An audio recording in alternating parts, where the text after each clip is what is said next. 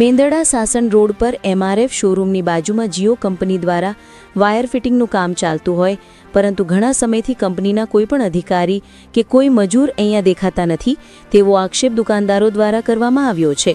Jio company દ્વારા મૂકવામાં આવેલી સિમેન્ટની ગોળ કુંડીઓ દુકાનની આગળ મૂકીને જતા રહેલ છે, જેથી દુકાન ધરાવતા માલિકો પરેશાન થઈ ઉઠ્યા છે। દુકાનદારોનો આક્ષેપ છે કે કંપનીના સાહેબોને ઘણીવાર કહેવામાં આવ્યું છતાં કોઈપણ પ્રકારનું કામ કે કુંડી હટાવવામાં નથી આવી।